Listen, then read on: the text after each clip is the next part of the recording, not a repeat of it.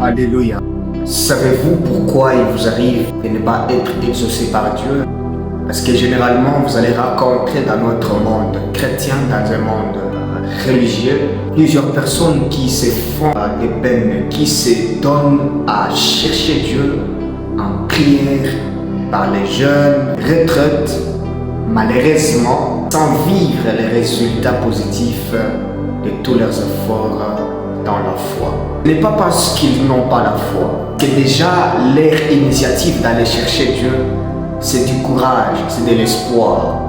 Alors, ce que j'aimerais vous révéler dans cette vidéo, vous montrer pourquoi plusieurs personnes n'arrivent pas à être exaucées. Et si vous en faites partie, qu'est-ce que vous devez faire pour désormais être exaucé par Dieu? Plusieurs personnes arrivent à chercher Dieu, plusieurs personnes arrivent à jeûner, à faire la sanctification et même à faire des retraites. Mais plusieurs personnes ne vivent pas l'exaucement de tous leurs efforts dans la foi. La foi vient de ce qu'on attend et ce qu'on attend vient de la parole de Dieu. Et le juste vivra par la foi. Tout ça c'est vrai, la foi c'est une ferme assurance des choses qu'on espère. La foi c'est la démonstration des choses invisibles. La démonstration des choses invisibles. Quelqu'un a besoin du mariage, mais pourquoi il ne vit pas cette saison de mariage? Quelqu'un a besoin de voyage, pourquoi il ne vit pas cette saison de voyage?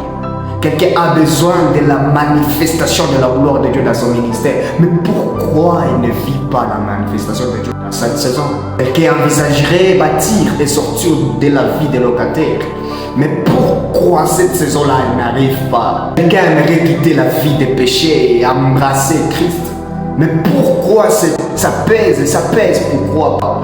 Il y a des gens qui sont destinés à vivre de glorieuses choses, des choses miraculeuses, et qui eux-mêmes n'ont pas de problème. Ils n'ont pas de problème, oui, ils n'ont pas de problème. Pourquoi? Parce que déjà leur initiative de chercher, c'est déjà quelque chose de bien. Il y a un adage qui dit qu'il n'y a pas de honte à désirer le bonheur. Si vous n'avez pas la honte de désirer le bonheur, de désirer l'exaucement de la part de Dieu, de désirer la force de Dieu, de désirer la présence de Dieu, croyez-moi, il n'y a pas de honte et vous n'êtes pas condamnable. Mais dans une sphère là hautement sensible, spirituellement, il y a quelque chose qui bloque. Il y a quelque chose qui bloque le ciel sur vous afin que vous puissiez pas vivre l'exaucement de la part de Dieu. Comme Daniel par exemple.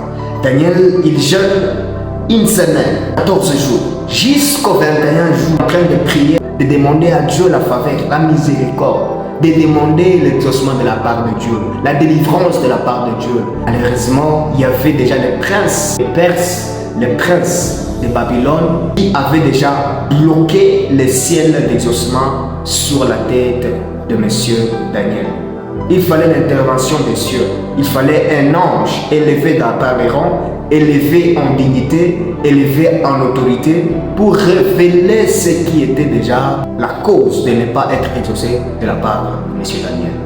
Alors, j'aimerais vous dire aujourd'hui qu'il y a l'importance de comprendre la part des responsabilités de l'onction, la part des responsabilités de la foi lorsque nous prions. La foi est transmise par la connaissance de la parole. L'onction, elle n'est pas transmise par la connaissance. Je réitère, l'onction et la foi jouent un grand rôle, des rôles majeurs, afin que quelqu'un qui prie soit exaucé par Dieu. Alors là où il y a le problème, c'est ici. Il peut vous arriver des fois que tu pries Dieu par la connaissance, par la ferme assurance des choses que tu crois recevoir de Dieu, malheureusement sans être exaucé par Dieu. Et la foi, mais tu as prié, mais tu n'as pas été exaucé. Par exemple, la Bible dit en Matthieu chapitre 7, cherchez et vous trouverez, demandez et on vous donnera. N'est-ce pas? Toquez à la porte et on vous ouvrira cette porte. N'y a-t-il pas des gens parmi nous qui ont toqué, qui ont demandé, mais qu'on leur a refusé des dons? On se le dise. Parmi nous là, parmi nous qui sommes dans ces plateaux ici, n'y a-t-il pas des gens qui ont un jour cherché sans trouver? Parmi nous, n'y a-t-il pas des gens qui ont toqué à la porte et qu'on leur a refusé l'entrée? Si vraiment vous connaissez déjà qu'il faut demander pour recevoir, toquer pour être ouvert la porte, chercher pour trouver. Maintenant, pourquoi il y a des gens qui font des efforts de chercher sans trouver? Premièrement, ils ont la connaissance. Cette connaissance-là est qu'il faut qu'ils aillent chercher pour trouver. Malheureusement, par cette même foi, par cette même connaissance, ils partent chercher sans trouver. Les autres partent toquer et on ne leur ouvre pas des portes. Et d'autres partent demander et on ne leur donne pas. Et pourtant, ils ont engagé la force de la foi. Cette foi-là qui a été transmise par la parole. Cette connaissance reçue du Maître. Quel Maître? Le Seigneur Jésus-Christ. J'aimerais donc ici vous montrer que malgré ce que vous connaissez, malgré la dose de foi que vous pouvez avoir, vous êtes limité si vous n'avez pas l'onction. D'autres termes, j'aimerais dire, la plus grande partie d'être exaucé par Dieu, il faut avoir l'onction. Car la connaissance est une chose et l'onction en est une autre. La connaissance sans l'onction, elle est stérile. Mais l'onction aussi, sans la connaissance, elle crée des désordres.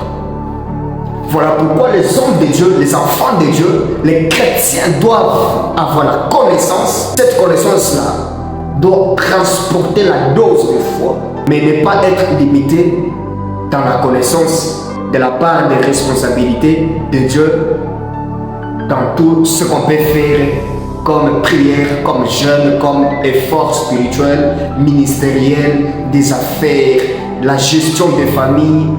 Attention, l'onction, elle ne vient pas seulement qu'à ceux qui tiennent la Bible entre les aisselles. L'onction, elle vient pour tout enfant de Dieu. Tu es enfant de Dieu, peu importe dans quel domaine tu es. L'onction vient te rendre capable d'atteindre des grands résultats dans tout ce que tu fais. Que ce soit dans les commerces, que ce soit dans la politique, que ce soit dans les domaines médicaux, que ce soit dans les domaines juridiques, que ce soit dans les domaines techniques, que ce soit dans n'importe quel domaine, l'onction a un grand rôle à jouer pour ton. Alors tout ce que je prie est qu'après cette vidéo, qu'il y ait quelqu'un qui va témoigner de la gloire, de la grandeur, de la puissance, de la bonté de Dieu. Alors quand j'étais en train de dire tantôt, l'onction joue un grand rôle et la connaissance joue un grand rôle. Souvenez-vous, mon peuple périt par manque de connaissance. Donc vous pouvez être avec une onction, mais parce que vous êtes ignorant, vous pouvez mourir. Notre cas très touchant. Vous pouvez ne pas avoir la connaissance, mais avoir l'onction et servir. Malheureusement, mal servir. Car l'onction sans connaissance crée des désordres. Ce n'est pas pour rien. Aujourd'hui, des hommes de Dieu doivent être formés. Mais même pas seulement aujourd'hui. La Bible dit qu'il y avait les fils des prophètes. Classe-là des fils des prophètes étaient en train de faire quoi? Ils étudiaient au pied de leur père dans les ministères prophétiques. Pour vous dire que gérer l'onction, il faut la gérer avec la connaissance. Pour bien canaliser la puissance et toutes les énergies de l'onction, il faut avoir de la connaissance. Et avoir aussi de la connaissance sans onction, elle est stérile. Marie d'Alosso. Et Prade Javeli à la Rosca Pradida. Roni Haveni à la Soubradala. Je sens que je dois prier pour quelqu'un. Je sens que je dois prier pour ce monsieur. Je sens que je dois prier pour cette dame. Et ces couples, ces gens qui me suivent, oh Dieu, bénis-les au nom de Jésus. Bénis-les au nom de Jésus. Bénis-les au nom de Jésus.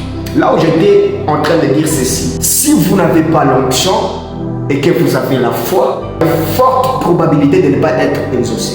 Si vous avez l'onction sans la foi, vous arrivez d'être exaucé, mais d'une manière éphémère. C'est pour moi vous dire, si quelqu'un cherche à bâtir son ministère de manière durable, qu'il le bâtisse sous la foi christocentrique, c'est-à-dire bâtir le ministère sous le socle de la foi, qui est lui-même Jésus-Christ.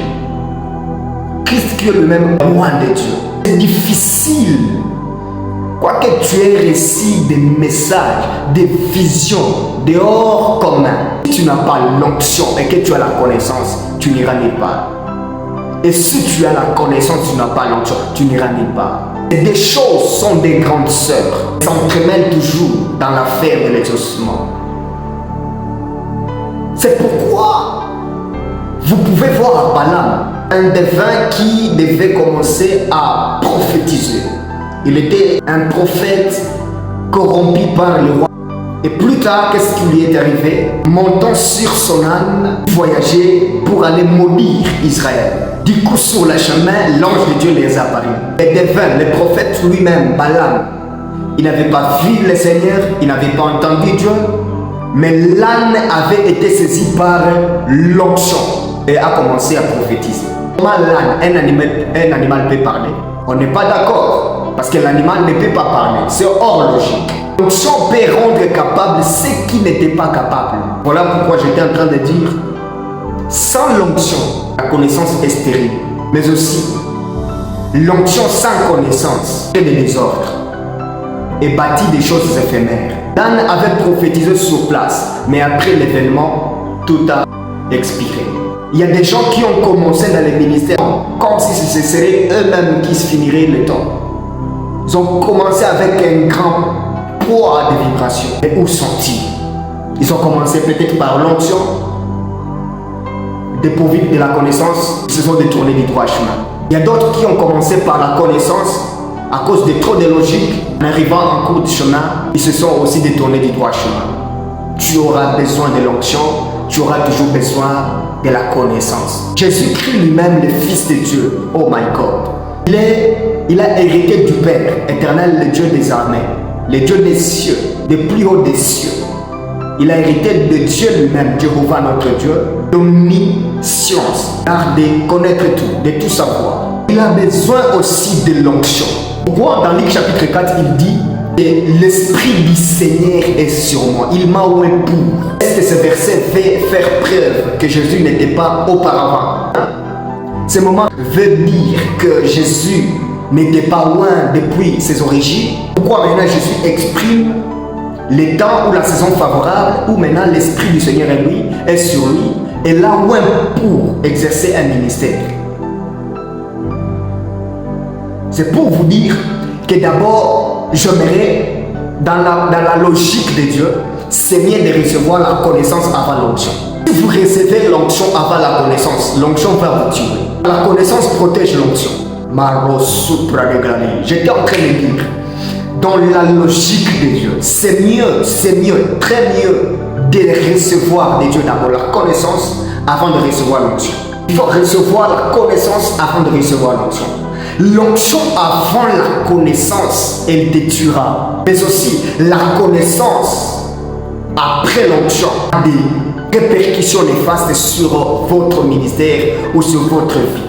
Pourquoi? Parce que la connaissance après l'onction engendre généralement, non seulement vous serez comme piégé, comme limité ou comme exterminé, mais cela aussi produira ce qu'on appelle l'onction ne doit pas précéder la connaissance, sinon elle vous tuera. L'onction, la connaissance. La connaissance transporte le poids de la foi qui nous pousse à démontrer les choses invisibles, être capable des choses incapables, croire à ce qui n'existait pas, que ça peut exister, changer l'eau en vin, guérir les malades, guérir les paralytiques, guérir les boités, guérir les fièvres, guérir des gens d'infirmité, des problèmes spirituels, délivrer des légions.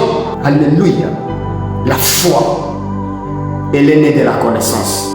Mais l'onction, elle n'est pas forcément née de la connaissance. La première règle de recevoir ou d'hériter l'onction, c'est la recevoir par les liens des sangs. L'onction était héréditaire depuis Aaron. Aaron, qui était le souverain sacrificateur, a légué son pouvoir, son autorité, sa légalité d'opérer dans le tabernacle à son fils Éliazar. Ainsi de suite. On peut hériter de l'onction par les liens des sangs. Une autre preuve tangible, c'est lorsque dans 2 Timothée chapitre 1er, le verset 3, c'est là où Paul s'adresse à Timothée, son fils spirituel. Il dit ceci: j'ai béni Dieu, conservé mes ancêtres, et que je sers aussi dans la foi. Autre thème, parce que ces aïeux ont travaillé pour Dieu, voilà maintenant Timothée aussi travaille pour Dieu. L'onction est toujours héréditaire. L'onction est toujours héréditaire. Vous pouvez recevoir l'onction par influence. Pourquoi je dis par influence? Recevoir l'onction par influence, c'est joue par le fait que l'onction est aussi transmissible. Oui. Par influence, par le fait que plus tu marches, tu communies avec des gens qui sont loin, la plus forte probabilité à 50, à même à 80% de recevoir aussi l'onction et d'exercer le ministère en tant que tel. Un jour, Dieu parle à Moïse et lui dit, tu vois ces 70 vieillards, 70 princes d'Israël, fais ceci, je prélèverai de ton esprit, je les répondrai sur eux, ils t'aideront à faire les services afin que tu ne te fatigues pas seul du service pour Israël. En d'autres termes, parce que les 70 vieillards étaient aux côtés de Monsieur Moïse, ils ont reçu l'onction de la part de Moïse. Parce que l'onction peut aussi être transmise, transférée dans la vie d'une autre personne. La plus grande question, c'est qu'est-ce que je dois faire pour être exaucé? Prier par la connaissance, ça n'inquiète pas les diables. Ça n'inquiète pas Dieu. Même les diables savent bien, il sait les Écritures. Il connaît ce que Dieu lui-même décrète pour tous ceux-là qui le cherchent. La connaissance ne suffit pas. Donc la foi ne suffit pas pour être exaucé par Dieu. Faudra-t-il que je prie par l'onction seulement? Pas forcément. Car la Bible dit que le diable, les démons croient aussi au Seigneur. Et quand ils entendent sa voix, ils tremblent même. Jacques chapitre 2, le verset 19. C'est pour vous dire que l'onction ne timide pas les diables, l'onction ne timide pas les cieux, non plus la connaissance ne timide pas les diables, la connaissance ne timide pas Dieu. L'onction plus la connaissance, en d'autres termes, l'onction plus la foi, ça engendre les miracles. Je prends un autre exemple. Je vois le prophète de Dieu Élie au sommet des Carmel. Je vois les prophètes d'Astarté, les prophètes des Baal. Au total, 850 faux prophètes. Tous étaient en train de prier. La connaissance, elle se joue par le fait qu'il faut prier et être exaucé. Ils ont prié, mais ils n'ont pas été exaucés. C'est qu'ils avaient déjà la connaissance. Alléluia.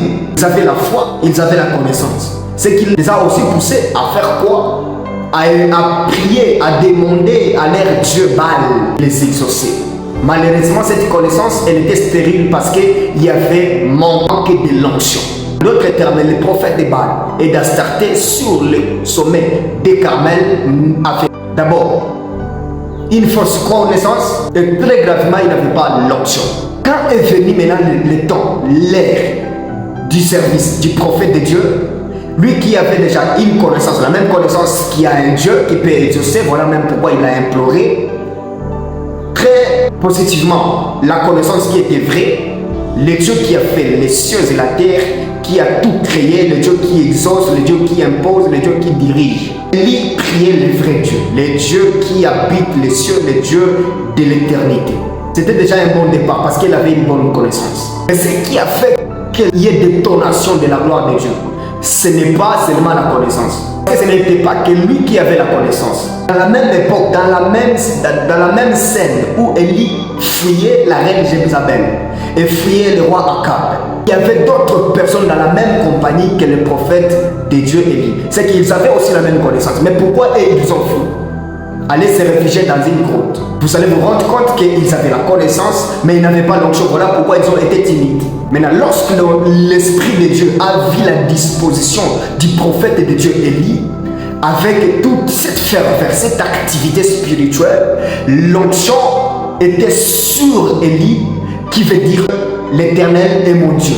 Alors Élie avait la même connaissance que les autres vrais prophètes de Dieu. Contrairement à eux, il avait aussi l'onction. C'est ce qui a fait qu'il fasse face, ce qui a fait qu'il fasse bras de fer avec les faux prophètes sur le sommet des Carmel. Parce que Élie a été exaucé, a invoqué, a imploré le nom de Dieu. Tout d'abord, il y avait la connaissance la vraie connaissance d'être exaucé par le Dieu qui répond par le feu. La Bible dit aussi en Hébreux chapitre 12, le verset 29, que car notre Dieu est aussi un feu dévorant. Élie savait bien que Dieu allait exaucer par le feu, car Dieu lui-même était un feu. Et que s'il l'appelait, Dieu lui-même descendrait sur place et trancher l'affaire. Quand vous combinez la connaissance à l'onction, vous avez toujours les miracles. Rien ne peut tarder à se faire, à se manifester dans votre foi. dans votre vie quotidienne, si vous avez la connaissance, la vraie connaissance, et aussi avec l'onction. Détrompez-vous, vous qui pensez que vous pouvez recevoir ou avoir l'onction parce que vous avez prié ou jeûné. Non. Pourquoi? Parce que Jésus-Christ lui-même, après qu'il ait reçu l'Esprit de Dieu, lorsque Jean-Baptiste est baptisé, les cieux s'ouvrirent et l'Esprit de Dieu descendit des cieux sous une forme d'une colombe et descendit sur Jésus-Christ, et une voix se fit entendre des cieux, disant que celui-ci mon fils bien-aimé en qui j'ai mis toute mon affection, écoutez-le. C'était déjà l'Esprit de Dieu. L'Esprit de Dieu qui descendait sur qui? Sur Jésus-Christ. Le symbole de quoi? De l'onction. Maintenant, ce qu'il a fait après le baptême, il est parti au désert, dans le désert. Dans le désert, la Bible dit précise que Jésus fut conduit dans le désert par l'Esprit pour être tenté. Alléluia. Mais Jésus n'était pas parti dans le désert prier, jeûner pour recevoir l'onction. Non, non. Ce qu'on peut faire dans la prière, parce que la prière est un feu et que l'onction c'est de l'huile, que l'huile peut se coaguler. L'onction peut être fluide et se rendre fluide lorsqu'on est dans la prière. C'est que la prière, elle ne donne pas l'onction, mais la prière active, rend fluide et on est l'onction. Alléluia. La prière active l'onction. Mais pour être exaucé par Dieu, vous avez besoin de la connaissance et vous avez besoin de l'onction. Si vous n'êtes pas descendu d'une lignée qui a traité des alliances avec Dieu lui-même, si vous n'êtes pas venu d'une lignée de rois, des races de rois, qu'est-ce que vous pouvez faire? Vous pouvez recevoir l'onction par l'influence. C'est d'être en contact, c'est d'être en alliance avec des hommes qui ont de leur part traité des alliances où on récit l'onction de la part de Dieu. Alléluia. Pourquoi? Comme la connaissance est stérile sans l'onction, et que l'onction sans la connaissance crée toujours des désirs. Que ce soir où je vais avec toi aussi prier, nous allons ensemble prier, demander à Dieu sa présence et surtout sa bonté. Maruzi pradegala, ria veni dalla harosko pradegalija, lambra kataya bassa, zibridigliara, arrosu pradegla, chamberediga, rini huskevave, eveni makwata, eloshka pradiga, shame haruza zuma katayibra, la fakosu pradega, lirini mikalo shavia. Je prie pour ces messieurs, je prie pour ces foyers, je prie pour ces jeunes ministres, ces jeunes qui investissent en ta relation, qui investissent afin de te chercher. Il veut te trouver. Je prie que tu l'exauces des cieux au nom de Jésus-Christ. Je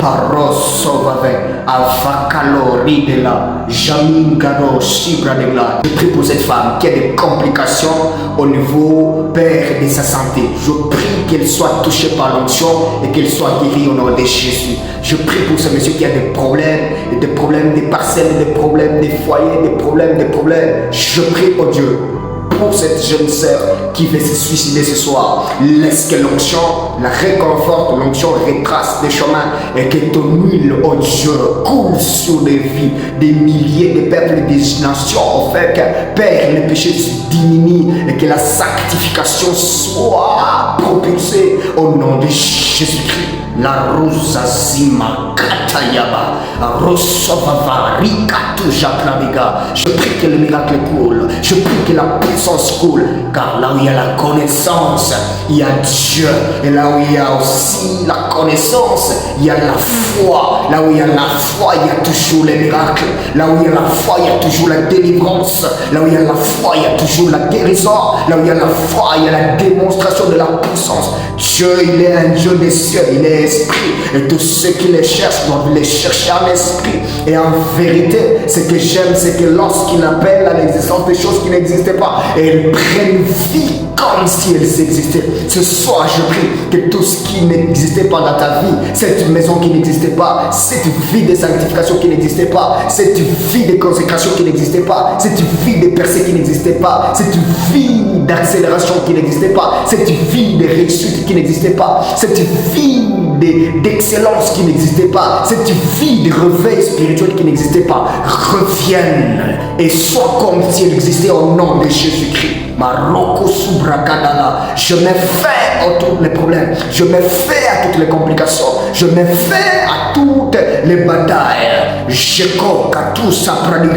libère mon onction, je libère l'onction sur toi qui me suis ce soir. Reçois l'onction dans ton foyer, reçois l'onction dans ton mariage, reçois l'onction dans ta maison, reçois l'onction dans ton entreprise, reçois l'onction dans tes boulots, reçois l'onction dans tes relations, reçois l'onction dans tes connaissances, reçois l'onction dans tout ce que tu fais. Au nom de Jésus-Christ, recevez la puissance, recevez l'onction de Dieu, recevez l'onction de Dieu. Toutes les requêtes, toutes les demandes, toutes les prières exaucées par les retards, toutes les prières, toutes les requêtes qui ont été retardées et qui dès aujourd'hui ne sont pas exaucées, je prie que les cieux soient ouverts et que les églises de Dieu soient disponibles et que soient favorables afin que tu vois le miracle, l'exaucement de Dieu de ta part. Toute cette maladie, elle sort de ta vie. Toutes ces complications sortent de ta vie au nom de Jésus-Christ. Que ce soit un soir de miracles, de bonté, de faveur. Pour être exaucé, vous avez besoin de l'onction et de la connaissance. La connaissance engendre la foi et l'onction engendre toujours la puissance. Alléluia. Car la puissance, elle produit toujours les œuvres et la foi, elle amène aussi l'équilibre entre les œuvres et la croyance. La connaissance engendre la foi, l'onction engendre la puissance. La foi te fait croire en la possibilité d'une chose et la puissance rend capable de les faire. Croire en une chose est une chose et faire ou démontrer cette chose en est une autre. C'est aussi très important, bien aimé dans le Christ, c'est aussi très important de notifier que ce qui a fait la différence entre les passages de Jésus-Christ sur la terre contemporains, les pharisiens, les sadducéens, les scribes, c'est que les scribes, les pharisiens, les sadducéens n'avaient que la connaissance. Mais ce qui a amené une grande différence dans les services entre Jésus-Christ et les scribes et les pharisiens et les sadducéens, c'est que Jésus-Christ lui-même avait l'onction. C'est qu'il a fait des choses à travers l'onction. Et pourtant, il servait avec eux. Et même dans la même synagogue, il enseignait dans les mêmes lieux qu'il servait avec eux, il servait parmi eux. Cela se révèle par le verset dans Luc chapitre 4, le verset 17. La Bible dit, et on lui remit les parchemins, les livres qu'avait écrit le prophète Esaïe. Et Jésus, il n'était pas seul dans la synagogue, mais il était avec d'autres maîtres de la loi qui connaissaient, qui n'avaient que de la connaissance, mais dépourvus de l'onction. Mais lorsque Jésus est venu dans les terrains où il y avait la soif, où il y avait la carence de roi, il a démontré la puissance, il a démontré les miracles, il a démontré la puissance et la foi a été vécue, alléluia, tangiblement, car Jésus était roi. C'est que Jésus, il n'avait pas non seulement la connaissance de la loi, mais il avait aussi la connaissance, il avait aussi l'onction. Contrairement aux sadducéens, aux scribes et aux pharisiens, qui n'avaient que la connaissance. En conclusion, vous qui êtes loin, vous serez toujours combattu par ceux qui connaissent. Vous qui êtes loin, vous serez toujours combattu par ceux qui connaissent. Car ceux qui ont été les plus pires ennemis de Jésus-Christ, ce sont ceux-là avec qui il servait sur le même autel, sur la même chair. Les pharisiens, qui les sadducéens, qui les scribes, qui enseignaient la loi avec lui, mais parce qu'ils étaient limités, ils ont fait des batailles. Souvenez-vous, qui a arrêté Jésus-Christ? C'était le souverain sacrificateur Caïphe qui a fait arrêter Jésus-Christ. Pour vous dire que la connaissance peut être parfois ennemie de l'onction. Quand, par le fait qu'on croit que la connaissance peut tout résoudre. Mais aussi, dans nos églises, nous pouvons avoir des problèmes. Si nous, les hommes de Dieu, dirigeons les gens qui n'ont que de la connaissance, mais qui ne savent pas la place et l'urgence de l'opération de l'onction dans leurs affaires. Jésus avait de l'onction, il avait de la connaissance. Pourquoi il a fait la différence? Je prie que Dieu te localise, que cette année 2026 soit une année de l'onction, de la connaissance. On ne règne pas par la connaissance, on règne par l'onction. Mais l'on peut dominer par la connaissance. Alléluia, que Dieu vous bénisse.